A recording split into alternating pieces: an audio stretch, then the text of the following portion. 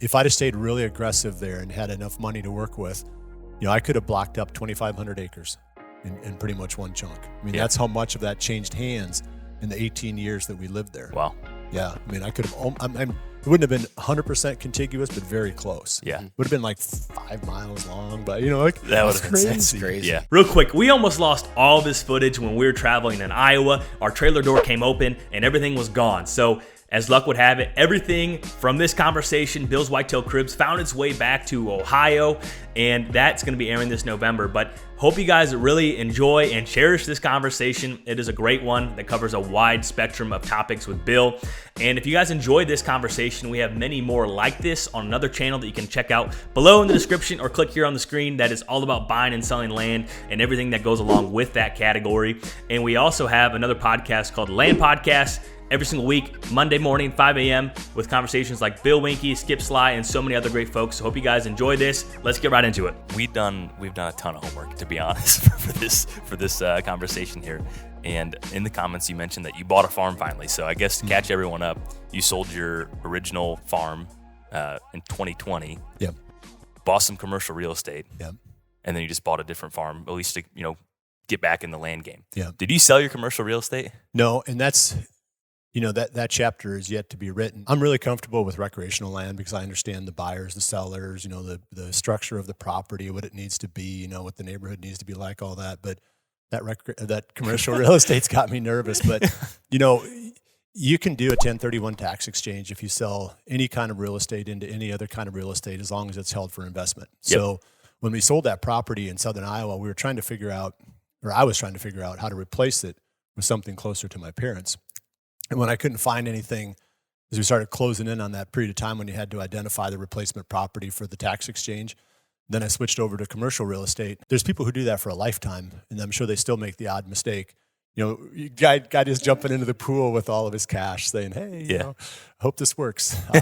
So no, the whole intent there is to use the income from the commercial real estate to pay for the loans on any recreational land that I buy. So that allowed me to move it someplace without paying the capital gains and yet still generate enough income that potentially I can borrow against that. Sure. And that's what I've been doing. So commercial real estate's a pretty broad term. So yeah. Like I've got an office building, a small office building. I've got a couple of retail locations and one building that the state of Iowa is in, which is that one should be solid.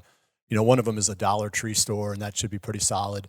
You don't really know about office buildings though going forward, because, and even retail locations other than like the dollar, the discount ones, because how the future is with all the stuff online and remote, meetings and stuff like that.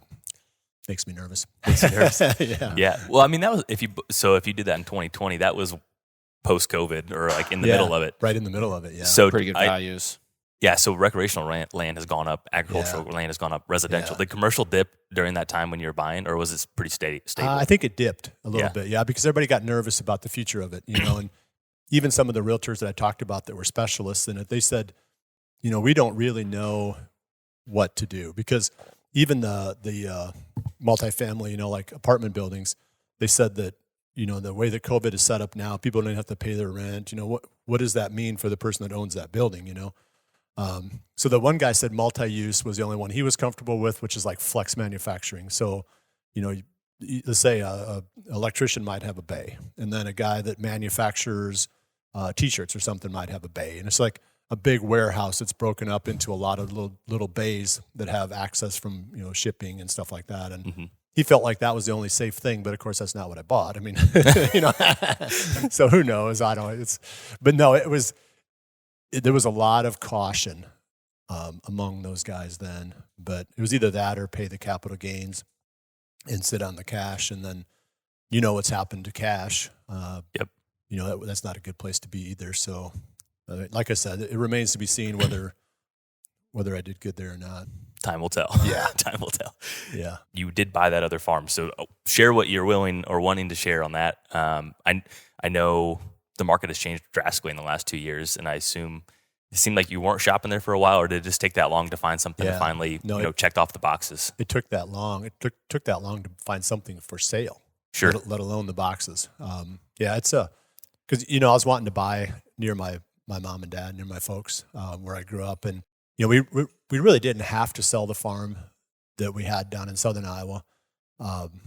Financially, I think we could have swung everything we wanted to do. Moving where we're at now and getting closer to the parents and so forth, or getting, we wouldn't have had to sell it. But I knew that if I had kept that farm, all my spare time would have been going in that direction, which is about 2 hours south of where we live now.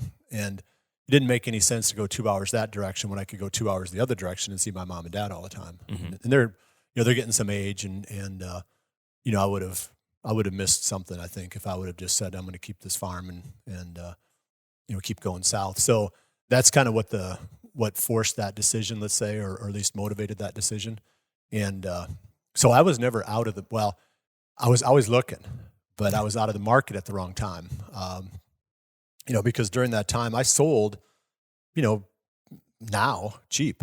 Yeah. I was like looking back on it, I was like, oh man, I left a lot of money on the table. That was one of the questions I had was, do you regret selling it? Because no one can predict the future, and I don't think anyone would have predicted this. No, and I don't know if I regret it or not. I've seen my parents a lot. Like my dad said one time, it made me feel bad. He said, I've seen you more in the last 2 months than I've seen you in the last 10 years. I'm like, oh, that doesn't sit good. Yeah. So I think from that standpoint, it needed to be done. I wish that I just stayed in the market, Mm-hmm. because when I was out, recreational land took like a 30+% jump, so what I sold bought me 30 whatever percent less, so we'll see if that move to commercial real estate, using that to fund, the recreational land, that might still work, because you can still get commercial real estate where your rate of return is, the high single digits, low double digits, Mm-hmm. 9, 10, 11% return, if you're Including cash flow. Yeah. So, that's your net, Mm-hmm. so you're never going to come close to that with any kind of farmland investment, so assuming that works, then I should have enough, income coming in to buy, some nice stuff, eventually up where mom and dad are at. But it's more about just something being for sale. Nothing was on the market, and I knew a lot of people, fourth generation on both sides of my family. So I called a lot of people, knocked on a lot of doors, and everybody was, no, we're not really, maybe someday, Mm-hmm. and so it wasn't an easy process of trying to buy. A couple times I thought I had something bought, and then it would, fall through. So yeah, that was really what motivated the piece that I ended up buying. And it's nice. I like it, but it wasn't like, oh, this is a great whitetail neighborhood. This has got this and this and this. Yeah. It's like, this is for sale. That was the box that it checked. Yeah. For sale. Uh-huh. So yeah, it's that's been tough. And I think all over the country it's probably like that a little bit, but in the area where I'm trying to buy, it's even worse. Sure. It's not an area where very many people sell. Mm-hmm. Yeah, it's interesting how different parts of the country, you can look at the land sales bulletin and look at that county. Like there was only 5 transactions the entire year, and then you go to a different part and there was 40 or 50. Yeah. And it's just crazy how different pockets does change more hands. Yeah, and even down there where I sold, if I'd have stayed really aggressive there and had enough money to work with, I could have blocked up 2,500 acres in pretty much one chunk. Yeah. That's how much of that changed hands in the 18 years that we lived there. Wow. Yeah, I could have.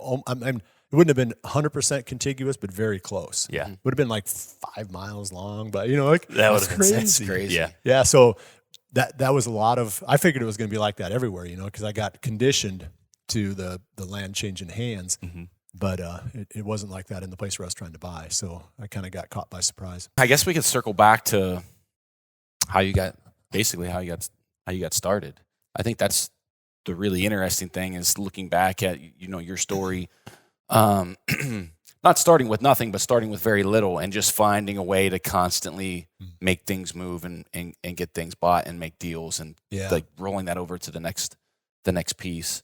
There's not a lot of people that have the mindset or willingness. Ambition. Yeah. Ambition is the right word to make a lot of that happen. And I think that, opportunity also, and I think that God also played a role in just saying, okay, I'm going to go along with your dream too here, because too many pieces fell into place. Sure. It wasn't, you can call it luck or you can call it whatever, but there was it was like even the guy that sold me the original 125 acres down there, he said, gosh, if I'd have thought this was possible, I never would have sold it to you. You know, to what you tied together. Yeah, it just kept growing and growing. But there were some pieces in the air at, you know, a lot of balls in the air, you know, at one time, and to have them all kind of come back to rest in the right place, you know, when the deals went through was kind of miraculous in a lot of ways. So yeah, I mean, it started with buying a part ownership of a large corporation, a subchapter S corporation. And we literally had, I think, like $12,000 in the bank. We bought 1/14 ownership in a property that owned like 3,600 acres and leased the neighboring like 400 and some. So it was like 4,000 acres in one block. You know, and we owned, my wife and I, 1/14 interest in that. Well, you'd think that would cost a fortune. I mean, it didn't though back then, because land was land that wasn't encumbered, you know, by a corporation like that was still in the 300s per acre, $350 an acre. So encumbered real estate like that, you know, people are like, well, it's not like buying those many acres. You're only buying like a part ownership of it. It's not the same. So, you know, you're buying in at roughly $300 an acre, you know, into that, you know, so you take 1/14 of that and, you know, it's not a huge chunk of money, but that got me into the game. It got me into Southern Iowa and, got me started with deer management. That was 1995. So I was pretty quickly the president of that corporation because we were actually living on the property, my wife and I, and you know, so I was doing all the deer management, all the land management stuff, and I'd get up at 5 a.m. and go up to my office. I was writing for magazines back then, and I'd work until about noon or 1 o'clock, and then I'd jump on a tractor until dark, you know, and come back and you know, eat and go to bed and then get up and do it again. I mean, just like day after day after day, because there's so much work out there. We had 80 some food plots on that piece, and they weren't all maxed out and in great shape, you know, but even if you keep, you know, 60 of them, yeah, still a lot in good of work. standard. Yeah. So that was my introduction to, you know, really the interaction of how deer, you know, behave and how they, you know, how they thrive, what kind of habitat works, you know, what kind of habitat doesn't. You know, how do you create food plots in areas where the deer density is too high, you know, stuff like that, you know, and how do you get the deer density down in areas that are too high? All those dynamics. It was a really good classroom for that stuff. But anyway, that was just I'm sorry I took a long answer on was that. Was the president position a paid one? No. It was okay. Yeah. No, we stayed in the house for free. Okay. Yeah. Okay. Yeah, we stayed in the house for free. So that was as good as it got. There was no paid anything down that place. It kind of seems like that start tied in more ways. Obviously got you in the land game, but beyond that was a gentleman named Jack. Yeah. That played in later. Was Larry Kendall part of that corporation? No. He was not. Okay. No, he was just and Larry came into the story a little bit later. You know, my wife is from Michigan, and we'd met right after when I graduated from college and worked out in Michigan for 4 years. But we thought, well, let's, you know, the kids are, you know, we had one and we were getting ready to have another one, you know. It's like, maybe we need to be closer to grandma, you know. And her dad had already passed away from a heart attack a few years earlier, or, you know, roughly in that time frame. But anyway, we were going to get closer to her family. So we went to Michigan for 3 years, and we still owned that property in Southern Iowa. So that was during that period, you know, of that subchapter S. Then when we came back, you know, it was just too hard for us, you know, for me to travel and find places to hunt and have a young family and stuff. You know, it was more, you know, we decided that it made sense just to get back where I could hunt in my own backyard. So we were going to try to buy something as close to that corporation land as we could find. And there's a big, long story around this, and I'm going to have to skip that story, but it's actually kind of cool how we ended up on the property that we did. I'll tell a really short part of it, but while we still lived in Southern Iowa, there was 900 and some acres that I kind of got onto the market. You know, I called the people up and I thought, you know, I got like $12,000 in the bank, you know, or $10,000. It's like, these people own 900 acres, you know, so I called them and I said, hey, would you be interested in selling that 9,000 acres? And or not 9,000, I'm sorry. 900. Let's go back, yeah. 9,000. It might as well have been 9,000 for what I could afford, you know. So they're like, oh, well, you know, maybe. So the next morning, a local realtor calls me and says, hey, are you interested in such and such property? I'm like, yeah, I am. And I said, what did they price it at? You know, because I knew it would cash flow at $375 per acre. I wouldn't have to put any money in. Okay. Because the CRP income on it. So I just thought, well, maybe if I can get it cheap enough, then I can make money on this. I was like, how stupid. I could have bought it, and I just kind of sat there, and waited and saw. So you were a tire kicker? Well, or no? I wasn't. I was going to buy it. Okay. And I had a timber guy come and look at it, and he said, yeah, there's enough money on here to make the down payment. You just have to, borrow the money and get you to that short-term loan. point. Yeah. Right? I thought, well, I'm just going to let him soften up. Nobody's looking at it. I'd call the realtor every, few weeks and say, hey, anybody interested? No offers, or nobody's looking at it. And so then little by little, I'm thinking, okay, I'm going to come back at him because I offered him like $325 an acre to start, and I thought, well, I'm going to make a little bit of money on this one. So then like 6 months in, then a guy named Roger Rothar, and you guys have probably heard of Roger from Ohio. Yep. Roger was looking for land in southern Iowa, and he jumped in there, and it's like, oh no, the local game warden, who was a friend of mine, told Roger that it was for sale because the sign was sitting on there, and he didn't know that I was trying to buy it. Yeah. Anyway, long story short, Roger ended up with it, and there was some funny stuff that happened in the process of Roger buying it that I really still chuckle about, but because I'll tell it, it's kind of funny. But the realtor came back to me and said, well, Roger offered this amount, and they're going to take it, but if you'll go $25 an acre more, they'll sell it to you because you were in there first. Yeah. And now they're up in the $400 an acre range. I'm like, I can't do that. No, dang. But tell Roger I'm going to, So then, of course, it's like the people are like, oh no, he's going to. So then Roger had to bump his up. So then, even though I wasn't going to, he had to jump above me. So I figured it ended up costing him like another $50,000 or something to buy it.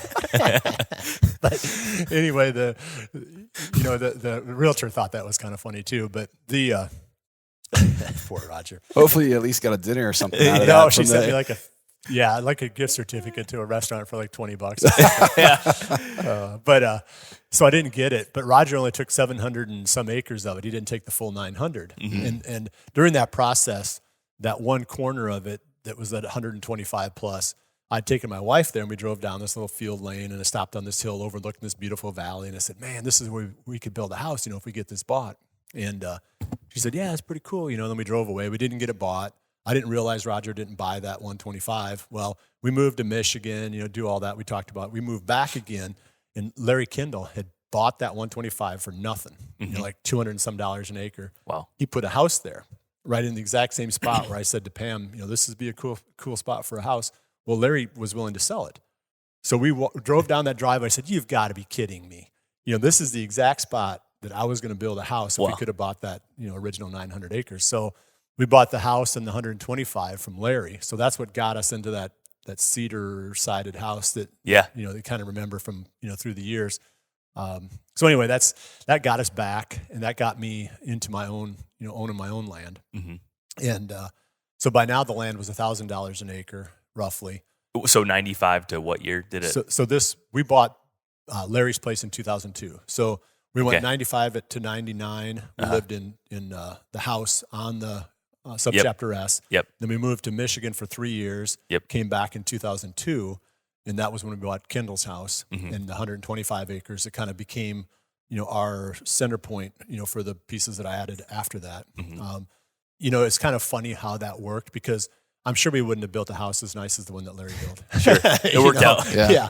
It was kind of like this, great big giant windows, looking down a big valley, and it was really, really nice. I mean, I can't imagine really a better dream property for a whitetail hunter in the Midwest, except maybe if you're up on a bluff or something, but just from the how beautiful that place was, and the house was perfect too because it was nice, but it wasn't really nice, so. If somebody came by, you didn't like stress out if they kept their shoes on and walked through the house, it's like, so it was a perfect place for the kids, to bring their friends over and run around and play, Nerf gun wars and whatever, and so everything about it was, the ideal place for our stage in our life at that point. And I got to driving around the neighborhood, of course, and even that 125 original was pretty good. I mean, it was only 3/4 of a mile from that 3,000 some acre, so that was a bonus too. Yeah. So then all I had to do was jump in my car, run around or truck, and run around, and I was hunting on the other property. So now I had the 125 where I could hunt, and I had the big piece, which, they had a landowner tag in Iowa that, if you own land, you could shoot another buck, So now I had a place where I could do that, and But I was surprised at how good the 125 was. And I started driving around the neighborhood, paying attention. It's like, wow, there's a lot of really, really big deer out here. I mean, it was better than the 3,000 acre tract. And it's had to do with deer densities and stuff like that. Deer density was too high on the other one. Yeah, it was sort of like the center of a target, and then the rings get Sure. better as you go out. Yeah. And what happens is if the target has too many deer, then the bucks are going to fringe out into the rings. Yep. So my area had a lot of those really nice bucks that were fringing out. And driving around the neighborhood, I was like, oh man. At one time, I put Larry Zock did it. He had bought some land a little ways down the road too, and the artist Larry Zock, and I saw him parked. And I'm like, no, Larry, be quiet. Don't let people see, because there was a bean field and you could see down this ridge. And there's just huge bucks out in there. And he set his camera on a fence post and we kind of hunkered down. And before the evening was over, and he had zoomed in on one big non-typical, it was in the 230 range. And Oh, wow. yeah. And by the time that it got finished up, by the time they'd run, until the end of daylight, there was 10 bucks in that frame that were 160 or bigger. That like where he was filming that big deer. So it was like, I got to buy this whole neighborhood somehow. It's like, how do I do this? So I talked that guy into selling to me that owned that piece. So that was 275 acres. So now I'm up to 400, and I'm like, okay, I'm maxed out. And I've got like 400 really, really prime acres, and I thought, I'm good, But then I started driving around the neighborhood some more. It's like, boy, there's some really big deer over on this side too, and so little by little, then my other neighbors would come to me and say, hey, we're thinking about selling. And of course, when it's not listed, you don't have any bargaining power. So I was paying a premium for the land, but even at that point, when you're paying a premium on land that's selling that cheap, you don't feel bad about it. I had the big piece, which, they had a landowner tag in Iowa that, if you own land, you could shoot another buck. So now I had a place where I could do that, and but I was surprised at how good the 125 was. And I started driving around the neighborhood, paying attention. It's like, wow, there's a lot of really, really big deer out here. I mean, it was better than the 3,000 acre tract. And it's had to do with deer densities and stuff like that. Deer density was too high on the other one. Yeah. It was sort of like the center of a target, and then the rings get, Sure. better as you go out. Yeah. And what happens is, if the target has too many deer, then the bucks are going to fringe out into the rings. Yep. So my area had a lot of those, really nice bucks that were fringing out. And driving around the neighborhood, I was like, oh man. At one time, I put Larry Zock did it. He had bought some land a little ways down the road too, and the artist Larry Zock, and I saw him parked. And I'm like, no, Larry, be quiet. Don't let people see, because there was a bean field and you could see down this ridge. There's just huge bucks out in there. And he set his camera on a fence post and we kind of hunkered down. And before the evening was over, and he had zoomed in on one big non-typical, it was in the 230 range. And Oh, wow. yeah. And by the time that it got finished up, by the time they'd run, until, the end of daylight, there was 10 bucks in that frame that were 160 or bigger. So it was like, I got to buy this whole neighborhood somehow. It's like, how do I do this? So I talked that guy into selling to me that owned that piece. So that was 275 acres. So now I'm up to 400, and I'm like, okay, I'm maxed out. And I've got like 400 really, really prime acres, and I thought, I'm good, But then I started driving around the neighborhood some more. It's like, boy, there's some really big deer over on this side too, and so little by little, then my other neighbors would come to me and say, hey, we're thinking about selling. And of course, when it's not listed, you don't have any bargaining power. So I was paying a premium for the land, but even at that point, when you're paying a premium on land that's selling that cheap, you don't feel bad about it. How would you handle those conversations? Because it's not for sale. Right. And you don't want to, you tell me, how do you knock, hey, so-and-so. Yeah. Well, some people are offended by it, but, what are you going to do? It's sort of like asking for permission. Yeah. Some people will say, get out of here, but somebody's going to say, oh, I really appreciate that. Yeah, if you want to come out and bale some hay for me or whatever, Sure. So you're going to get different reactions from people, but it's not like you're coming there asking them for something. Yeah. You're offering them money. Yeah. So, though, and it didn't happen immediately, it happened over the process of a couple of years, so it wasn't like from initial contact to follow up. no, until when we moved there. Okay. Yeah. So it's different when you're coming in from the outside, knocking on doors. Sure. But when you're their neighbor, Yep. you're right down the road. Their kids go to school with your kids. Yep. It's different, So I think that made it a lot easier, so I could just say, hey, I would buy some more if you ever wanted to sell. You don't Sure. say, Will you sell? You never Yeah. ask a yes or no question. Uh-huh. You just throw it out there, and then they never say, oh yeah, I want to sell. They always say, oh well, I don't know. We haven't really thought about it. And then you might even say, well, this is about what land is selling for. This is what I bought your neighbor, down the road here. Mm-hmm. And then that kind of sets the tone. Then they start thinking, well, what could we do with that? We could pay off some debt. We could do whatever. So then that process kind of rolls around in their heads for a while. Then they come back and say, well, we would consider that, So that was kind of how it worked. Because I ended up with 9 different transactions without a realtor involved in any of them. They were all just, knocking on doors, because now, like I said, we're living there. Neighbors. Yeah. Yeah. Yeah. So it came together in a pretty surprisingly efficient way. Yeah.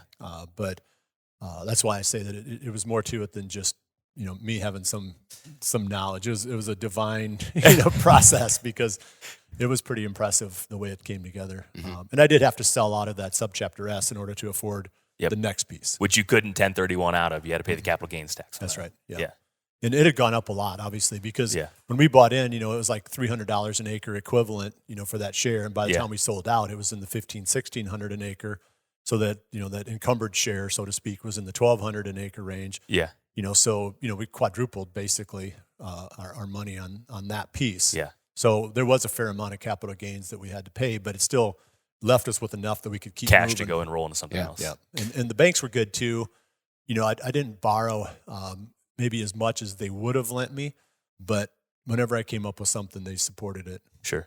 So I wasn't paying cash for everything. Right. And there were other steps in there too that you mentioned the guy named Jack. He was one of the part owners of the subchapter S. Yeah. And Jack was pretty well off. I liked Jack. We got along good. He was kind of hard-headed, and that was good, because the people who tell you what they think of you, they're better than the ones who don't. Sure. Right. Because they don't all like you, but the ones who tell you that they don't, they're the ones that you can go, okay, well, I can get along with this guy. At least I know where I come up short. Jack was one of those guys. He didn't mince words, so we got along pretty good. And so he stepped in and loaned me enough to buy, I think it was the second piece, because the one with the 230 and the 160s? Yeah, the 270. Yeah, the 275 acre piece. So he stepped in and financed that one for me. And, we just, there's too many pieces to really go into the detail, but we were, you have a blog that chronicles all of it. We were strung out too far. Yeah. Because we still owned a house in Michigan that we were trying to sell. We owned this, 125 that we bought that on contract, from Larry Kendall, because we couldn't even finance that because the bank wouldn't, So there was a lot of stuff that was kind of, held together by shoestrings, Literally. Yeah.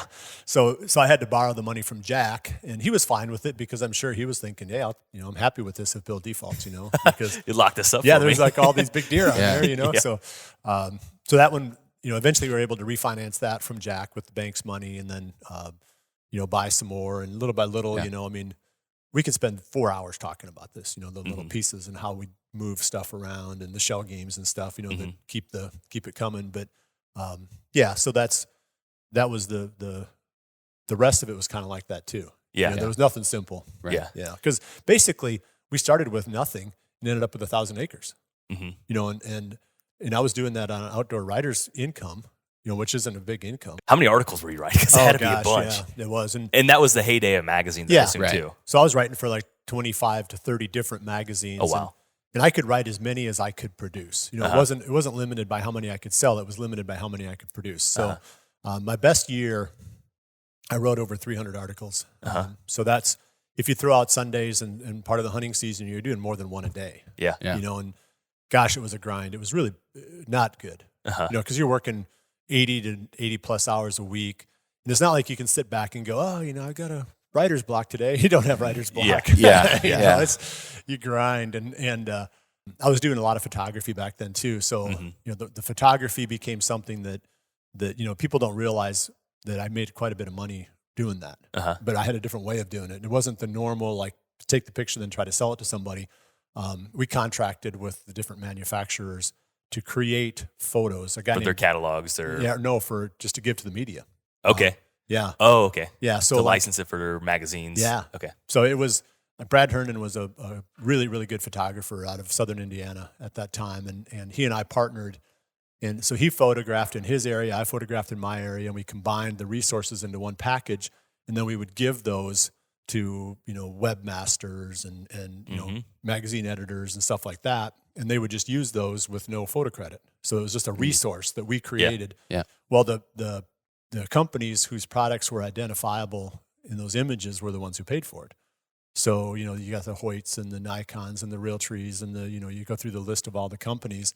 They were the ones that were paying Brad and I to create this resource. Mm-hmm. So then they're showing up in the magazines, and of course people see the Hoyt bow or they see the, Nikon binoculars, and they're like, okay, it gives product placement, soft marketing. Yeah. It wasn't super expensive for those companies, but you combine them all together, and it created a pretty nice little business for Brad and I. Mm-hmm. Mm-hmm. So that was helping out too, with making the farm payments, but there was no like big income. Yeah. I mean, it was more of a, boy, I sure hope this works kind of a deal. Right. Were there ever times where you're just stressed to the max? Like, I don't know how we're going to make it to next month. Oh yeah. No, that was when I started Midwest Whitetail in 2008. Cause we were pretty deeply in debt then. And if you remember 2008, everything crashed. The economy crashed, major recession, all the pages, in magazines are based on the number of advertisers that are in there. So, they usually match up the magazines page for page. So if they sell a page of advertising, they'll buy a page of editorial. So if you see the thickness of the magazine, that just tells you how many ads are in there. Yeah. It's not how much editorial, because the less ads, the thinner the magazine gets. Interesting. Because they just match them up. So now if everybody's pulling back and they're not buying ads from these magazines anymore, they're not buying editorial. So then magazines that were buying, like all the stuff I was writing, they're starting to pull back. Some of them are even going out of business. The marketing departments of these various companies are starting to pull back. It was a major recession. Mm-hmm. And, I had to make my farm payment. So there was some times in there that were pretty sketchy. We made it, but that was the hardest time, because even during that time, I could see the writing on the wall with the magazines. They were starting to be very much less prolific. A lot less magazines, and TV was replacing, the magazine budget. So like, let's pick again Hoyt, for example. They might say, well, we're not going to buy as many pages in the magazines, but we're going to sponsor these 3 TV shows. Mm-hmm. So some of the money was pulling out of print and going into TV. Not much of it was going into the internet yet. And, I felt like I've got to somehow get in front of this thing, where I've got a product that people are going to want to, favor long term. And I knew we weren't going to do a TV show because we were way too green for that. It's like I settled on the internet because I figured we can get away with murder here. We can just chop this stuff up, and as long as we kill big deer, people are going to like us. And so we came up with the idea, or I came up with the idea for Midwest Whitetail, and that was during that recession. Mm-hmm. So my first year was 2008, which was the start of that recession, and I got just enough sponsors to break even. Working so many hours, now I'm trying to keep everything afloat with the writing and the photography. And you're flipping farms at the same time too. Yeah. That was on the tail end of that farm flipping part too. But so there was a lot of stuff, a lot of balls in the air, like I said that earlier, that all had to kind of land in the right place. And they all did. But like I said, there was some divine intervention in there, because it sure could have came off the tracks pretty easy. If you had to go back 30 years and start over as we'll say a 25-year-old, you're in your late 20s, like what take your family and logistics out of it, where would you go? If I could go back to what it was like 30 years ago now, I'm not going to say if somebody's 30 years old today, what should they do? Yeah. I'm going to say, what should I have done 30 years ago? Sure. I'd have bought everything I could find, because you could pay for it with the timber on the land. Yeah. And literally, think about that. $300 an acre for rough land. A lot of it even had farmland on it. Yeah. For $300 plus an acre. And so that's one walnut tree. How much of southern Iowa could you have bought? Everything that had a creek through it. Everything that was for sale. Yeah. If it's one walnut tree, it's 5 oak trees or whatever. Sure. It's like, An acre is the size of a football field, roughly. There's got to be 2 or 3 trees on there that you can sell. Yeah. You could own the whole. So half has of the that state. ship sailed? Yeah. Trust me, I tried to recreate that ship. That's why it was like that once in a lifetime chance, and I didn't know enough. I didn't know enough. Yeah. Yeah. Hindsight's 20/20 Yeah. always. Well, Yeah. okay. Now, what if it's on a half scale? Now, what if you could buy it and People are timber way too. Back then, you could buy stuff wholesale and sell it retail. Because there was all these little realtors out there running around that. the market's more sophisticated to the point they are now? The buyers are way more sophisticated. The sellers are way more sophisticated. Yeah. The realtors, they know. See, there wasn't recreational land back then. Yeah. In 1995, there was just land. Mm-hmm. And they didn't partition it out and say, this has extra value because it's got some recreational quality to it. It's like, who cares about that? How many cows can I put on there? It's like, well, 4. Well, it's not worth anything. Yeah. So that was how the mindset was then. And so that's changed. Now people are really identifying recreational land value. Like you look out the window here and you say, what's the view worth, right? So somebody's going to say, oh, it's worth more than if it was, whatever. Not, so now that we start creating value around something that's not so simple to quantify, so recreational land, that can be whatever the guy's willing to pay for it. Yeah. There's more emotion into it. Yeah. With recreational. It's whether you want it or not. Yeah. Whereas farmland really does come down to the underlying financial aspect of it. It's like, how much is corn worth and how much are beans worth? Well, that's how much, there's a formula to tell you with the CSR value of the land, what that land is worth. Because, there's an X amount of return you need to make. It's pretty low.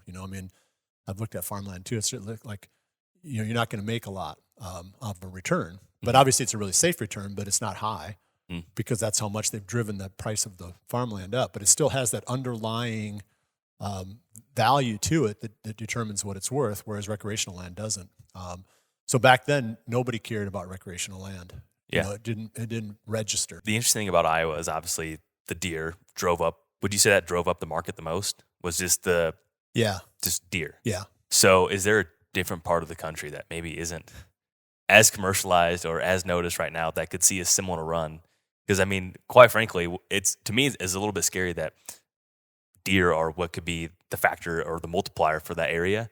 And if the deer herd goes down, then in theory, the market would go down. So what about North Dakota pocket or South Dakota pocket where it's relatively unknown? And if you had a group to go in.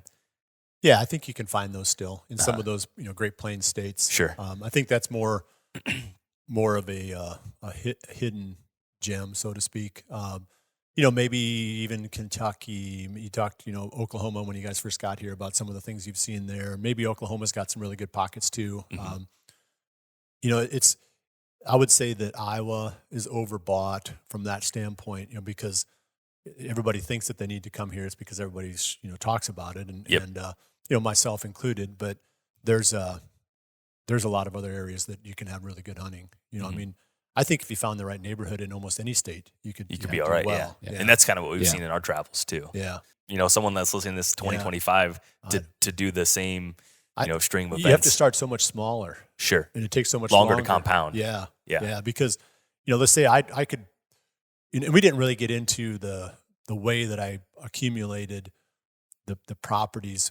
Because I didn't just use my income and buy them. What I was also doing was looking for that diamond in the rough that was the outside. Island, the 240 that we read about. And then, go ahead. And were you a partner with Larry Kendall in those two? Not in those two. They were owned by me. But we had a number of other ones that we used Larry's money and my experience. But Larry, he picked it up really quick. He didn't really need me. I don't think at first he probably thought he did. But, as we went along, he's like, dang, why is Winke in on this?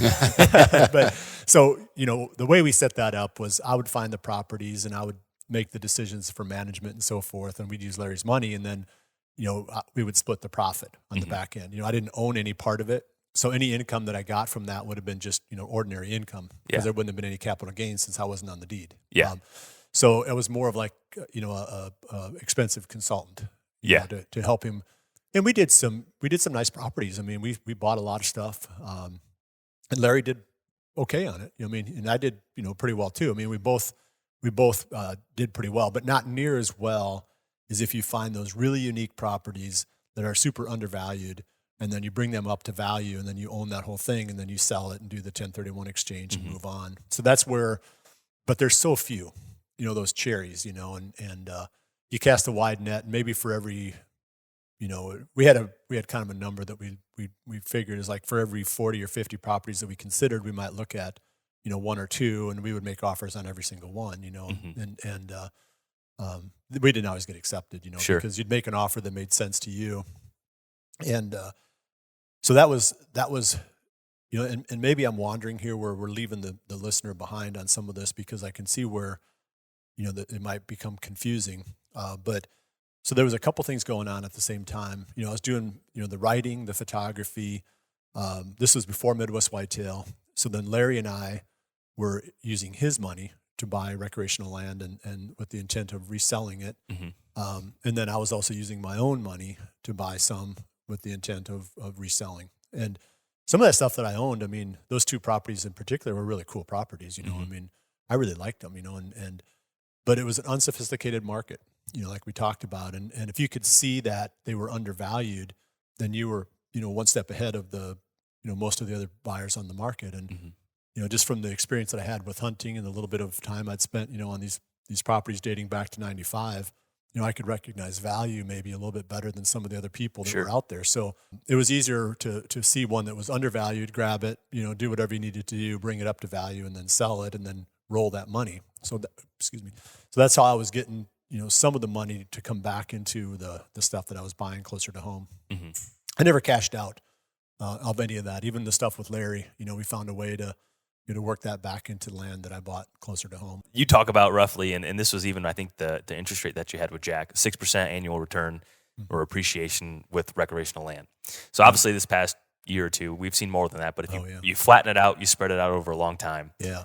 Let's say with an average of $4,500 an acre in today's market across the Midwest, in 20 years, that puts that value at $14,432 an acre. Is that realistic? Because when you say it out loud, it seems crazy. Yeah, I don't know. I mean, I think it is. Yeah. Because when we were buying it for $300 and something an acre, did 4,000 seem realistic? No. I mean, who would have thought it would ever get to 4,000, in 25, 30 years, Mm-hmm. So I think that it's realistic. I think that especially right now with this inflation, it's kind of scary because, people are dumping into the hard assets. They're dumping into land, and they're dumping into, anything that's not paper. Yep. Because they're afraid that paper is not going to be worth anything. If inflation holds on, it's going to drive these prices, and maybe it goes to whatever, another year of 20+%, but then it has to flatten. Sure. It can't. It's not sustainable, in my opinion, to keep going up like that. Somewhere it's going to have to go down to nothing. Somewhere there has to be not a collapse. A stalemate for a while. Yeah. Who else was in your corner throughout this process, or sources of information, or was it just a little bit of the hard knocks as well? No, and it was hard knocks for sure, but I think just the love of land, and I grew up with the love of land. I mean, that's why I loved hunting, was because you could go around the hillside and see what was around the next corner, and trout fishing, you see what's in the next pool. It's not the catching and the killing; it's the places that it takes you. So I think that was more of like the really the heart of it for me was I had such a love of land that I could see those pieces, and I was thinking about it all the time. Even as a kid growing up, it's like, man, sure would be fun to own, something like this. So there was always a vision out there. So I think I was creating the pieces in my own head, for years and years and years before I ever got to the point where I could actually do it. I think the other ones were some of the realtors that I made, friends with. And one in particular was a guy named Rich Baugh with Whitetail Properties. So Rich came into Iowa about the time I was getting started, with buying recreational land. Mm-hmm. And, Rich and I kind of, compared notes a lot through the years. And he learned a bunch. I mean, Rich was, he didn't start out as a realtor. He was an engineer. And he became a realtor and became really, really good at it. We used Rich a lot, Larry and I did, because, he had a track record. He had a list of potential buyers. I mean, he was a guy that you could go to with a farm for sale, and it would be, it'd move pretty quick. Right. So, you'd think we could have sold our own, and we could have, but Rich could just do it quicker and more effective. For more money. Yeah. Yeah. Yep. And he had his hand on the right people, and he knew what people wanted. He knew what the value of properties were. So Rich went with me a lot when I looked at properties. Mm-hmm. He became the buying agent for me, and because he could tell me what that property was worth in today's market. So I could look at it and say, this looks pretty good. I like it. It sets up good for hunting. I like the neighborhood. It's got some timber value on it. And I'd say, okay, Rich, what is it worth in today's market? And he'd give me a number, and then I'd make an offer that was below that number, because we wanted to buy stuff that was undervalued and then bring it up to value. And if the market went up, so much the better. But if it didn't go up, we wanted to make money anyway. Sure. So there's, and again, I don't want to make it seem like I'm taking advantage of anybody, because we didn't. These weren't farms that we went and knocked on doors. These were all listed farms. Yep. This is what they were listed at.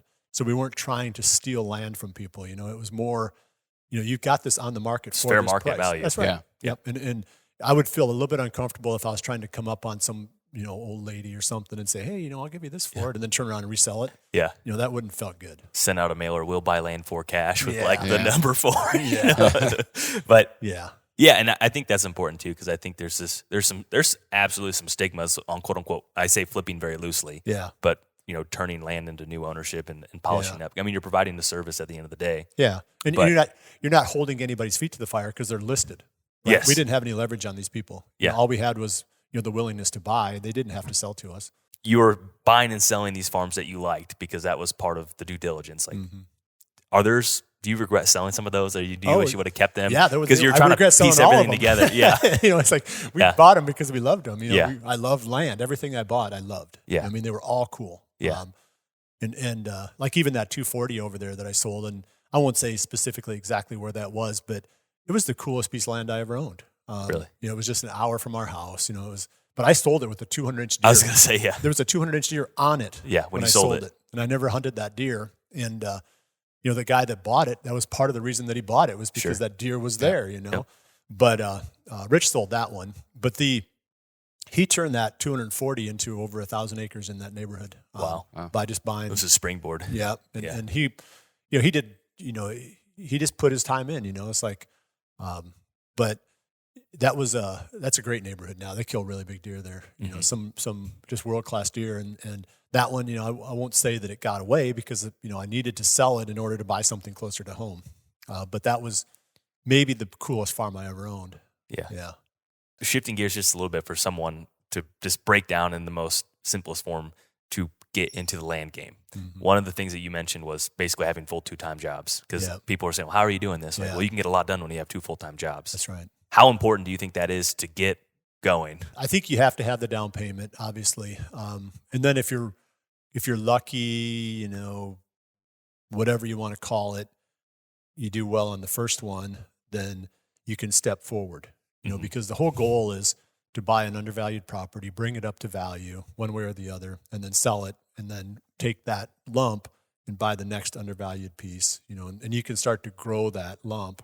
You can still do it. Mm-hmm. You just can't start with, 200 acres or something, I mean, whatever you can afford, you need to start there. Yeah. That's because if you don't, it's like saying, like planting trees. It's like, it takes too long for trees to grow. Well, here you are 20 years later, and you'd have 15, 20-foot tall trees there if you just planted them back when you said it takes too long. Yep. Right. You're gonna get older, so you might as well start.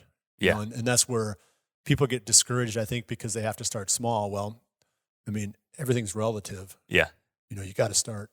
See, and I think I'm 27, so yeah. I look at how you say it was like the good old days then, because I feel like no matter how far you go back, it's always the good old days. Mm-hmm. And so, although you could have done it at 2 or 3 times the speed of what we could do it, that's right. I think when I'm your age, I'm going to be like, oh man, the good old days. The good old days. Yeah, it's going to take you 4 times what it could have done for me. Like it continues to compound in difficulty, but it's still easier than what it will be in the future. Yeah, and you need to do it.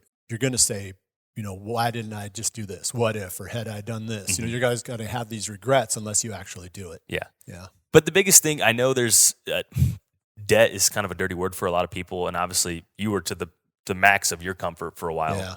How would you suggest someone to handle that? To basically, is there a golden rule that you wish you could pass on? Like, well, don't exceed this. No, I think it's, to each their own on that, because, I feel like unless the whole economy collapses, there's not a whole lot of risk in this, mm-hmm. Because unless you paid too much because you bought your dream farm right off the bat, you probably are undervalued. You're probably under the market. Yeah. So you can probably get out of it if you have to. Yeah. Like you lose your job or something happens. There's a something bad happens in your family, whatever. And you're like, oh, I got to get out of this.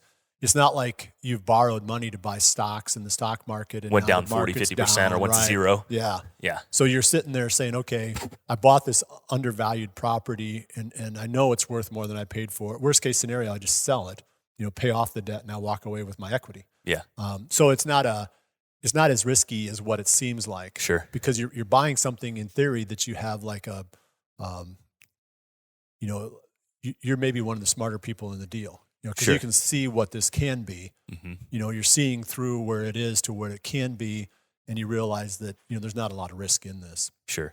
Yeah, and a lot of opportunity for forced appreciation too, depending on what you purchase as well. Yeah, yeah. So I think that's my one thing is obviously you got to know what undervalued is, and that's for your area and Yep. So you got to have a lot of like local knowledge. Yeah. I mean, I'm going to be really bad at trying to buy land someplace other than, in Iowa, for example, because I'm not going to know the neighborhoods. I'm not going to know what the history is for land prices. I'm not going to know the people. I mean, there's a lot of stuff that I wouldn't know that, is going to make, I'm going to make mistakes. Yeah. Whereas you stick with the stuff that you know. So when you say buy undervalued, in your mind, is that 20%, 10%, 5%? At market value? It was 25. Larry and I were at 25. Oh my gosh. That's what we were doing. But you can't do 25 anymore because, like we said, the unsophisticated buyers, or sellers and unsophisticated buyers back in the day. But yeah, I mean, if you look at that magic formula, it's actually kind of cool because I'm probably saying too much, but let's say you buy it for 25% under, and you sell it for what it's worth, and you put 25% down. Yeah, you've doubled your money when you sell it. Yeah, cash on cash. Yeah. Or if you sell for 20% more than you tripled your money. Yeah. Right. So you could create a big jump because you're using the bank's money. You're not only doubling your money, you're doubling the bank's money too. You know what I'm saying? So you can make big jumps if you can find undervalued properties. But that was easier back then. Sure. Because like I said, there was a lot of like hometown realtors that, they put on the market for way too little. Yeah. And it's like, wow, this is worth $1,500 an acre, and I see it listed here for 11. So maybe we can get it bought for $1,000 an acre. Yeah. And you go in there with $1,000 an acre offer, and they're like, oh yeah, we were hoping that, So then you're thinking, oh, this is worth, you poor people, It's like, but it's not my job. It's listed, right?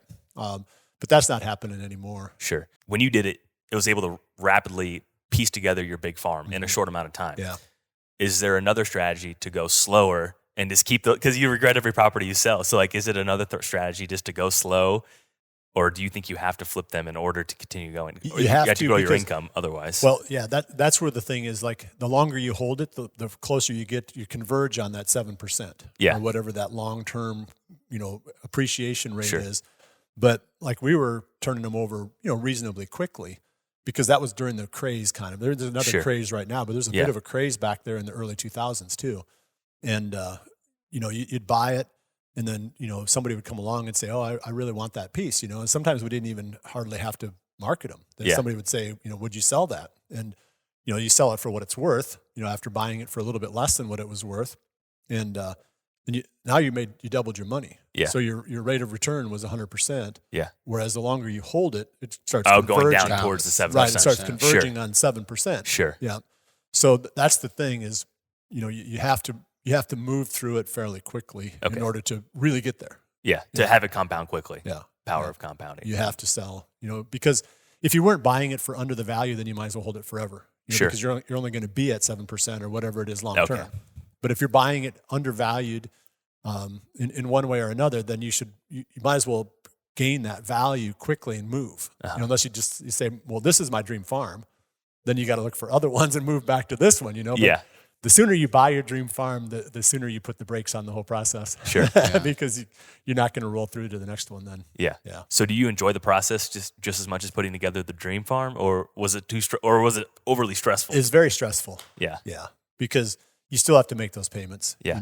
And putting the dream farm together was way more stressful than buying other properties, because those you're like, oh, this is really cool, because I know I made money as soon as I bought this, because you knew you bought it for under what it was truly worth. So you felt good about it. And every time you roll that back into your home neighborhood, now you're a hostage of your own process. So it's like you become your own comp. So the neighbor next to you says, oh, I'm not going to sell it unless you pay me $1,700 an acre. And you're like, dang, that's like $300 over the market. But all right, And then you are the new comp. You're the new comp. So now the next guy says, well, I'm not going to sell it for this, because you just paid this. So why don't I get that plus, so I see. You That's end up, interesting. as soon as you start rolling it back, then you're paying fair market value or more. Yeah. You're not finding those undervalued properties because you throw that big wide net out, you might cover half of the state and find 5 a year, undervalued properties. But then you're rolling it back into the stuff that's in your backyard and you're paying more than the value. How many properties did you and Larry, buy and sell throughout that process? Because I read somewhere it was about 2,000 acres. No, it was probably more than that. I bet you it was in the 5,000 acre range. Okay. Yeah. And so I guess how many farms do you think that was, and what was the span of years? Probably, I'd say 3 years. And not as many farms as what you might think, because we only bought big stuff. So, sure. Probably 10 farms. Did you split up those parcels at all ever? Mm-hmm. So you'd always keep them intact? Yeah. Okay. Yep. And some of them had timber value on them, mm-hmm. So we would harvest the timber, not in a way that really ruined the property, but you might take out especially the walnut, and that's, I shouldn't say it because then everybody's going to think, oh, this is how we do this. And then you won't see any properties with any walnut trees on it anymore. But nobody really cares if the walnut tree's gone. If you cut down a bunch of oak trees and like sure. even you look out the window here, you see all these big trees. Most of them are oak. Yeah. A lot of them are oak. And it wouldn't look nearly as good here if half or more of these big trees are gone. Yeah. It would just look bad. Yeah. So, but let's say you take out, let's say maybe there's 5 walnut trees in there. You wouldn't even notice. Yeah. No, you wouldn't notice. And they don't really provide much for wildlife anyhow. No. So you're not losing that. They don't even have big tops. They even take the limbs. If the tree's big enough, they take limb logs, so there's almost nothing left. The next guy comes along and looks at it and doesn't even notice that you took a tree out. Yeah. Whereas if you took that same value in oak trees, you'd have to take, 10 times as many trees. Yeah. So we look for properties that had walnut because you could do that in a really kind of surgical and precision way and not scar up the land. Mm-hmm. Originally, you said $15,000 was like the benchmark to get started. Obviously, that number's increased. Yeah. In your mind, what is that new benchmark for someone to save up and have a goal to aim towards? I think, you got to buy probably at least 20 acres to have something, and it'd be nice if you could start with 40 acres. So let's say if it's $4,000 an acre where you're at, then there's $160,000 and you got to have probably 25% down most places. So you're going to have $40,000. Okay. Yeah. I think you probably need to get to that point before you feel like you're really seriously doing this. Yeah. Then you have to have an income to support the debt on top of that. And that's where the working extra jobs is comes into play. Because you don't want to take away from your families because your families are important too, So it's kind of nice if it's a self-employment job, if job number 2, you don't want to be working at Wendy's on the side, where you're gone. But let's say you're an electrician, for your primary job, and then you can do, some odd, who knows, building or plumbing or something. There's something else you can do, on the side that, and of course, if you're an electrician, you can probably just work more hours, but you get the idea. Let's say you've got the Wendy's job, and now you say, okay, I can learn how to have this trade in addition to that. And that trade is more of a self-employed thing where you can make an extra $5,000-$10,000 a year, do it for 4 years. Yeah. Or, really, you can do really well with those little trades too. That's where the money's at. Mm-hmm. And it just forces you out of your comfort zone because the land is the carrot. Yeah. Like I told my wife, I was like, we wouldn't have anything if I didn't have this passion for land. We'd be living in the mobile home somewhere because that's the carrot. Yeah. That's what got me out of bed Yeah. was I wanted to buy more land. So I worked hard, did all these things, and it's like, it's because I had to have a carrot, So you say, oh, I don't have the guts to be self-employed or do this. Like, well, do you want the land or don't you? Yeah. It's like, yeah, I do. Well, then, get out of your comfort zone and go do it. So that's what it was for me. That was the carrot. So it could be for other people too. Let's say, I should be self-employed, but I'm afraid. Well, here's the carrot. Uh-huh. So that'd be my advice: is to find a trade, find something you can do, where it doesn't take you away from your family. At times when you really want to go to the the son's baseball game or whatever, and you can work around this other income, but you can have that to supplement your land buying. So that's kind of, I guess, how I would recommend it to people: is use your primary job for your family and use your secondary job for your land, your land acquisition, and don't do it in such a way where you rob your family. Because otherwise, you feel bad about giving that advice. Yeah, for sure.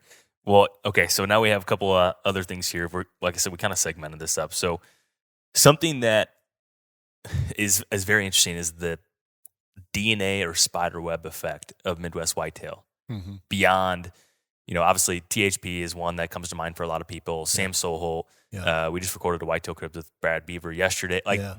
And I just had another gentleman add me on LinkedIn. I looked to see what he did. I was like, oh, he was an intern at Midwest Whitetail. Mm-hmm. How, as someone that started that, how cool is it to see that kind of effect overall of it being an incubator? Yeah, I think that's probably the greatest legacy of Midwest Whitetail, and it changed the way people really thought about media. Because even what you guys are doing now, I'm not saying that it's a direct flow down, because we'd have got to this point anyway, but we got ahead of the curve on producing content that was closer to live. And it took a while for everybody else to kind of realize that was more interesting. The TV model was, have a hunting season, take 6 months, 9 months, whatever, create the content and then air it. Well, we thought, wouldn't it be more fun to see what happened yesterday than what happened last year? Yeah. And that became the style that, most of the more popular stuff, uses now. So I think that was one legacy, but I think the bigger one was how many people went through there that ended up in the hunting industry and making a big impact too. Yeah. Yeah. But the beauty of it was, I got that started obviously early on. My first employees were interns. It's not like I couldn't afford real employees. Yeah. So the whole intern process started because I couldn't afford to hire people, So I started as an intern. Cameron started as an intern at Exodus. No, you got to get in somehow, right? Yeah. Because it's not like there's an obvious door into the hunting industry. No. And so Drew Yarkowski was the first intern that I had. And he's now editing for Heartland Bowhunter, and he's got some other projects that he does. But he's really, really good. Mm-hmm. These guys left me behind. Early on, I was doing all the editing for Midwest Whitetail for the first couple of years, and then we started. The interns started, stepping up and doing more and more, and then hired a few full-time people. But most of the people I hired were the interns that went through, and then that became a well-known path, not only for the various people looking to hire somebody. They would say, who do you have graduating, but it was also for people who wanted to get into the industry. But they're still successful with it. 41 North, who owns Midwest Whitetail now, they're still running that and they're doing well with it. It's a good program. Yeah. It's probably one of the best. It's probably one of the best in the whole hunting industry, for getting quality people I would agree. into it. Yeah. I think, the success afterward is the alumni of that group speaks for itself. Yeah, it's crazy how many of them, there's even one of them at the ATA, one of the people there that's, important to the ATA came through the Midwest Whitetail internship, et cetera, et cetera. Cabela's had several of them and different manufacturers, Yeti, the Bear Archery, you go through the list, Realtree. There were a lot of people that came through that ended up in these really cool jobs. Yeah. Not to mention some of them like the hunting public guys that did their own thing. Right. What advice would you have for someone either graduating high school, coming out of college, and everyone looks at the outdoor industry and they think, oh, I'm going to go hunt for a living. I'm going to get spend every day in the woods. We all know it's not like that. But what advice would you give for someone looking to get started to kind of pursue that? It's a tough one because there aren't that many paths, but there's a lot of. Well, I shouldn't say that. There's probably different ways to get in. What I would say is do what you're best at. If you're a machinist or you're really good with numbers, be an accountant, be a financial, whatever, but do it for a company that's in the hunting industry, because not very many people end up on this side of it in what we're doing. It's a pretty small, if you look at how many people are in the hunting industry, how many of them are actually doing what we're doing, it's a pretty small number, so be realistic and say, okay, I need to get in the door through conventional methods. I'm not going to show up, other than maybe a Midwest Whitetail internship, I'm not going to plunge in, on this kind of a job, description, if you want to call it that. But so I just think that if you're good at something, just find jobs in the hunting industry. You work for Hoyt, you work for Remington, you work for, Realtree, whatever it is. And then those doors will start to open from there. Michael Waddell, he didn't come in to be a celebrity. He came in to be a cameraman. And little by little, they're going wow, Michael Waddell, he could be a celebrity. Let's kind of push Michael in front of the camera. He didn't show up he just had a basic job. He was a turkey caller and, A plumber, right? HVAC. Yeah, they hired him to, run camera. Yeah. So that's how most people find a way in, is through their traditional, normal skill set. And then they can kind of branch once they get there. So were you a writer originally? I mean, I Next question. I was a reader.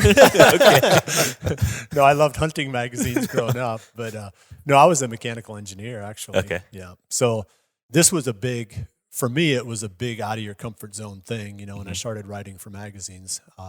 But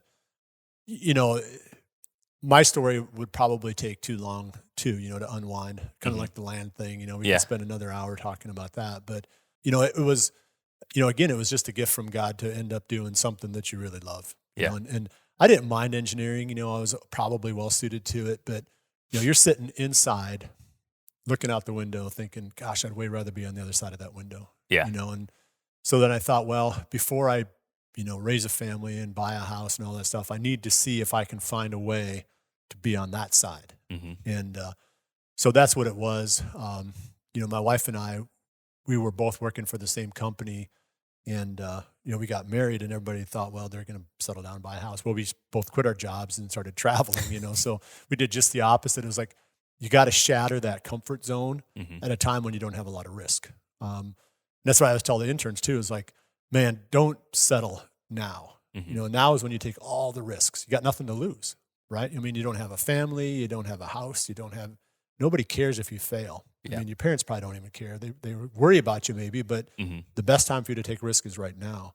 Because as soon as you get like where you're paddling the canoe into the river, now you got some current, and you're going to try to change canoes, in the middle of the stream, something bad's going to happen. But, you could get in whatever canoe you want to before you get into the river, so that's kind of what I tell people is, start with the dream when you're young, and don't settle or become comfortable until you've, really pursued that, because you'll never get a chance to do that again until you're, say, my age or something. It's like, well, maybe I would have stayed in engineering, became some kind of an executive or something like that, the whole time dreaming about when I could finally retire, and do what I love.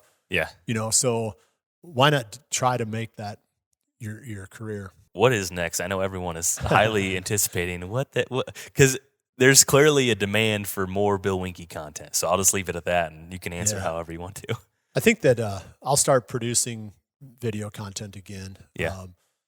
The biggest reluctance I have is now, after 2 years of just hunting without a cameraman, I've just become addicted to hunting without a cameraman. Yeah. So I've got to figure out how to balance that. I'm trying to figure out, can I produce something that people will like and that sponsors will get behind without me being in the tree with a bow in my hand? I think so, yes. Then that's what I need to do, because that's kind of what I've been playing around with. It's like, what is that magic formula? What is the content that I could produce that would be useful, that would be sustainable? Because I don't want to be in that position again where, you're just completely burned out all the time. So that's probably what I'll end up with. And I've done some consulting. I've done a few jobs.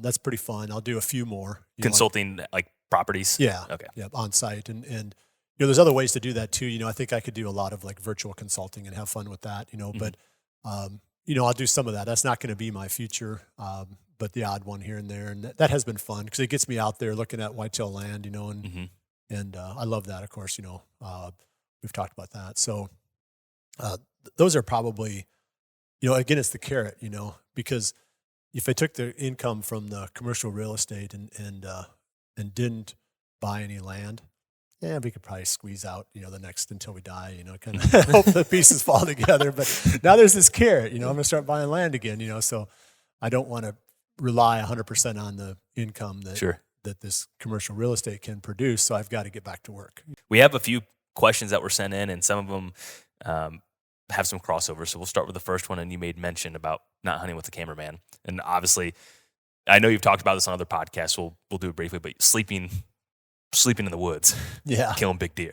Yeah, that, and I think in that podcast, especially on the Midwest Whitetail one, that was an after the fact one. I talked about it, and it's not something that you do just for the sake of doing it. It's kind of cool, but it's something that you do because you have to. Sure. And is that solely from access because you're in bluff country where you're or anywhere. Like let's say that you've got a farm that's strung out, east west. Yeah. And it's maybe a bunch of 40s stacked next to each other. And you can't go to the back end of that. Your back 40. Yeah. You can't go there and back without bumping every deer in there. Yep.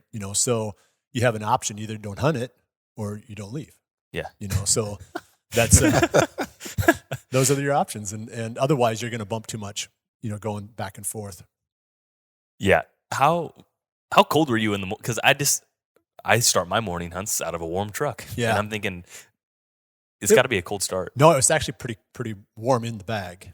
Uh-huh. It's when you step out of the bag, and you have to be warm in order to do it. Uh-huh. Because if you're freezing all night long and you get up in the morning, You're first not gonna you're wanna just going to say, I'm going to my truck. I Yeah. don't care how many deer are up here.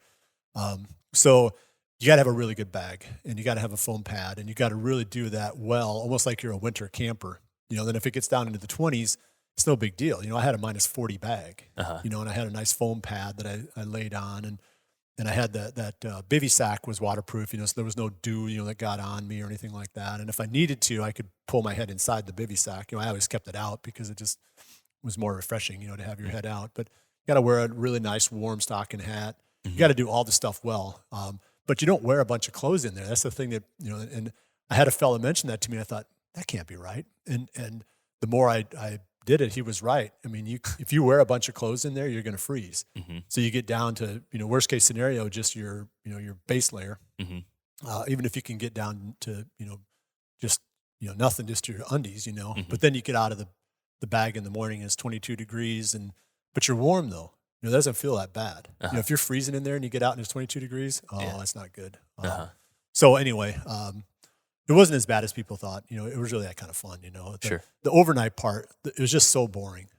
So many hours you're just laying there, and sometimes you can sleep, but can you sleep 13 hours? It's like, no, you're going to probably sleep 9 maybe. So there's 4 hours. Yeah. What are you going to do? Yeah. What did you do? I'd stare at the stars, listen. It was fun to listen to stuff, Yeah. and, but I got pretty good at sleeping a lot of hours though too. I mean, I was getting Probably the most rested you've Yeah. ever been in November. Yeah, 10 plus hours every Yeah. night, So yeah, it was. So was that a consecutive night type deal, or was it? Sometimes, but usually what I would do is I'd go one night and then bail at midday. So I'd go in at midday, sleep over, Yep. hunt until noon, and then bail, or late morning, whatever. And then I'd maybe go to a different spot, the next evening, or I'd go to a ground blind. And when I went to the ground blinds, I slept in them too, because it was just as bad of an access for those. Yep. And once in a while, I just go to mom and dad's, and get something to eat and spend the night, and it wasn't a grueling process. You had to space it out. Sure. Because if you tried to stack a bunch of nights on top of each other, especially because you don't want to carry a bunch of food, and you don't want to drink a whole bunch of water, because then you're up at the middle of the night peeing all the time. It's like, man, it's 20 degrees out. I don't want to get out of this bag, So there's a lot of stuff you do that doesn't make any sense. So you end up, you get pretty run down. Anyway, you get the idea. It's not something you do day after day after day. You just do it, and then when the conditions are right, you do it again. Yeah. And where are some places where people want to, because I know you've talked about it in more depth in other places. If someone wanted to go listen to all about this, where could they go? I think probably the one where I talked about it the most was on the Midwest Whitetail podcast Okay. that they did back in mid-November. And I wrote about it on the BillWinke.com website. I think I did a 2 or 3 part series on the deer that I shot this past season. So there is something there too that, if somebody wanted to look at it, they could find it. Okay. Yeah, and again, everybody thought, oh, you're just doing, I even had people during the time saying, you're just doing this to get attention. I'm like, no, I don't want to do this. You do it once and tell me if it's worth the attention. It's boring. So we all know November 7th is your favorite day. Yeah. What's your favorite October day? 29th. 29th. Why is this? I just been lucky on the 29th. Yeah. So I don't think it really has any physiological, relationship to deer behavior. Yeah. If you catch a cold front the last week of October, it's going to be really good. Mm-hmm. Whenever that is. So anything after the 25th, I feel like is all good. Okay. And it almost feels like it's better during that last week of October sometimes than it is that very first week of November. Mm-hmm. And especially if you catch a cold front, gosh, because the bucks haven't really gone nuts yet. They're still kind of where trail camera pictures say they should be, but now they're just moving more. Mm-hmm. So they're more vulnerable, especially the bucks that you're trying to hunt are more vulnerable, I think, in late October to you because they're still right there. Would you say that's one of the best times to kill a mature buck then? Yeah. One that you want to kill? I think so. I think late October is the best time to kill a big whitetail that you've got a bead on. Mm-hmm. Yeah. Okay. Yeah. Yeah. That was a good question sent in. Have you ever got bored hunting the same farm? So do you ever get bored hunting your dream farm? Yeah. You did? Yeah. And that's interesting too, because I'm not saying that it becomes easy, but I hunted that for 18 years. And if you hunt it every single day for 18 years, you're going to know that, okay, this tree, there's like 6 spots on the whole farm. I mean, by the end, I almost never hunted any place but say maybe a handful or more, really? Maybe 10 max spots, because you knew that everything worked out well there. If you put your time in, the wind on this wind direction, you use this access route and you come in, you sit here. If you spend enough time there, you're going to kill whatever lives in that area. Mm-hmm. It becomes almost, I won't say too easy, but it's a formula. You got it down, Yeah. And I remember one time I was asking Don Kiske, I mentioned to him, I said, gosh, you got to be one of the best deer hunters in the country with the track record you've had. He said, I'm the best deer hunter on the farms that I hunt. And I was like, that makes sense. He said, I've gotten really, really good at hunting these farms. And that's the way it is. How long did it take you to get to that point where you were really, really good I think on it's that 10 home plus farm? years. I Really? do. That Yeah. long? Just on the one For farm? me, it was. Yeah. Yeah. I think it took a while before I started to realize that, and I think it'd be less now. I think I could shorten that learning curve because I didn't realize that you don't have to take risk. I always felt like, that's risk reward. Every once in a while you got to go deep or do whatever. And, over time I came to the conclusion that, you don't have to be taking a lot of risk. You just hunt those spots that are no-brainers. So you get really good at finding the no-brainers, and those are the spots that you hunt. Mm-hmm. And so that takes your whole farm, narrows it down to just a few spots, and it's easier to see those spots now because I've done it enough. So I could probably get to that point sooner, but it took me probably 10 years on our farm to understand the whole process of finding stands where the access is so good and, how you're set up in the tree itself, you're not going to get picked off and you can just hunt those over and over and over. I mean, you could hunt them 20 days in a row as long as the wind was the same and you'd never see a drop off, in the movement. So that I think is what opened that up. Sure. Yeah, that makes sense. What's the first thing you would do when setting up a new farm? So you purchase a new farm, but let's just say in theory, what's one of the first things or usually the lowest holes in the bucket to fix? For me, it's the habitat because that takes the longest to change. Okay. You can change the food in no time. Mm-hmm. I mean, you just plant a couple food plots and 1 year it goes from nothing to abundance, right? Mm-hmm.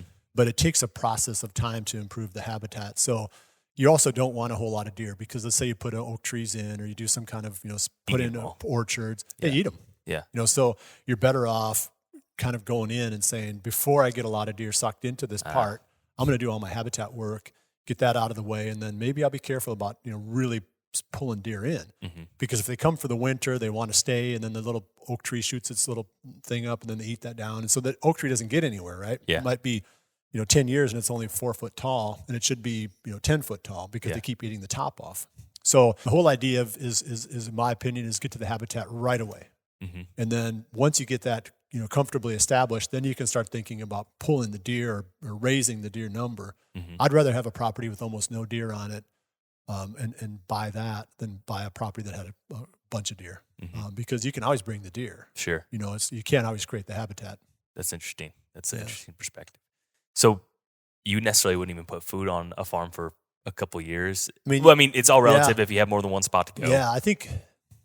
now in hindsight, no. I'd be really slow. Yeah. It's if you have other options, then I would just wait and get the habitat stuff done. Interesting. And because you can always bring the deer. Uh-huh. It's a long-term thing. If it's not your dream farm, if it's the one you're going to buy and resell right away, then you got to put the food in there because the next guy is going to go, oh, there's no deer trails here. I'm not going to buy this farm. Yeah, right. We didn't bump any deer when we walked it. Yeah, so he doesn't recognize the next guy of what it can be. He only recognizes what it is. And that's usually what has to happen. And when you create the value, you have to turn it from what it could be to what it, where he sees it, the vision. Most people maybe don't have that vision. They want to see it. Mm-hmm. Whereas you can say, okay, I've got a vision for this. I know we're here, but we're going to be here. Mm-hmm. I just don't want to get there too quick.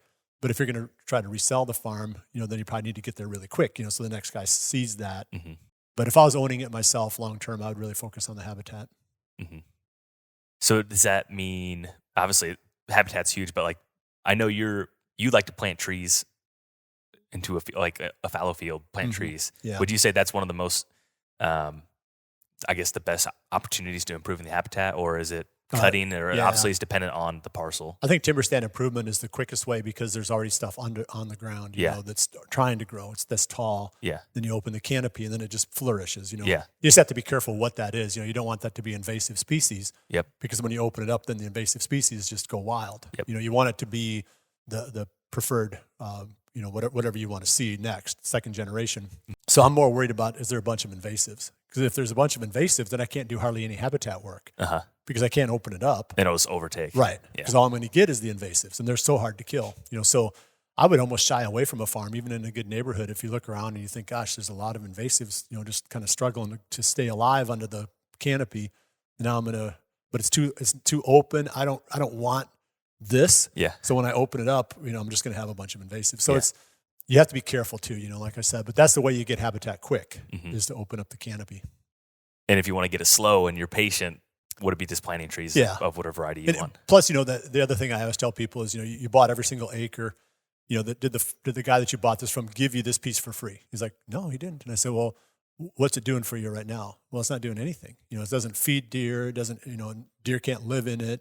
So when it's just a wasted acre, you should go back to him and see if he'll give you your money back on this one, you know, because it's not doing you any good. He's like, oh, he's not going to give me my money back. I said, well, then you need to fix it, you know. It needs to do one of those things. So if it's open and fallow and it's not going to produce income or it's not going to produce deer food, then it should be habitat. And it's hard to get the open ground to produce or to have a permanent habitat on it, you know, without a number of years, you know, of that stuff, you know, maturing and taking shape. So you got to get to that right away.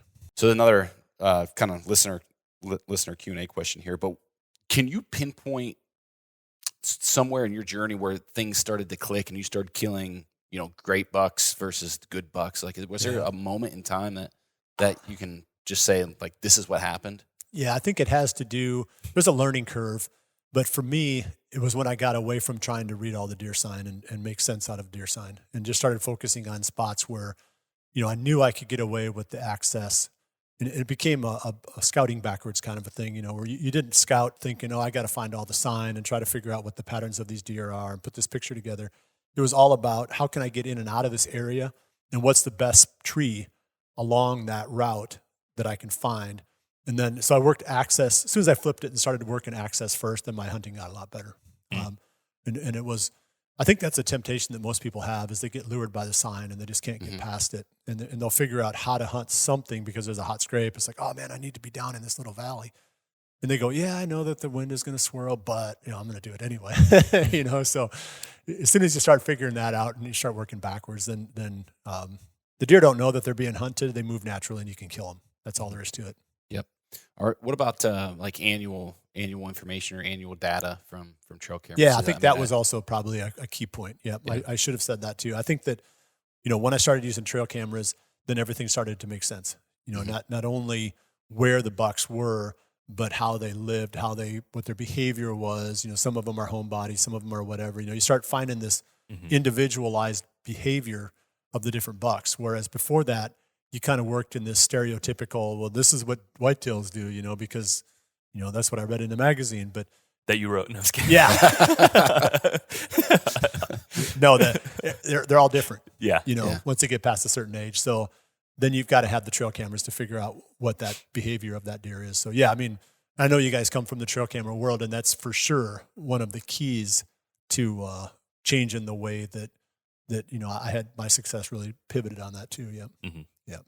Yeah. Well, we want to be respectful of your time, so I think that's great. We really appreciate it. Covered a lot of ground here. Yeah. And well, I hope it was useful. I know it's they got kind of long-winded on some of that stuff, so hopefully that you know the listeners can forge their way through it. Yeah, we may split this up in a couple different things, but I guess for you know anyone that wants to find you, if they haven't found you, where do you want to direct some traffic? And I need to, like I said, I need to really get serious about creating content. But you know, I'm scratching the surface at BillWinke.com. And great blog. Then the Bill Winke YouTube channel's got a little bit of stuff on there. I need to start putting more on there. Mm-hmm. Those are the main spots for now. I mean, I do try to stay a little bit active on social media, but that's not really my thing. You know, it's I'm more about creating content than I am about interacting. I don't mind helping people, and I like answering emails and helping people, but the whole thing of like, here's what I'm doing today. This is what my coffee flavor is. I'm not into that, so I don't have a lot of good social media posts. This is not what you don't need to see what how much I can bench press or, what I put on my steak. I don't want to bore you with those kind of things, but, so I'm not as good at social media as probably what I should be. But that's, you can kind of hit me there a little bit, but I'm going to be hopefully more,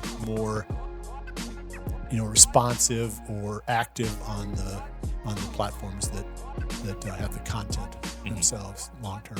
Sure. Yeah. Well, we'll link to those, and depending on when this goes live, be sure to check out the Whitetail Cribs. If it's not out already, it'll be probably in November.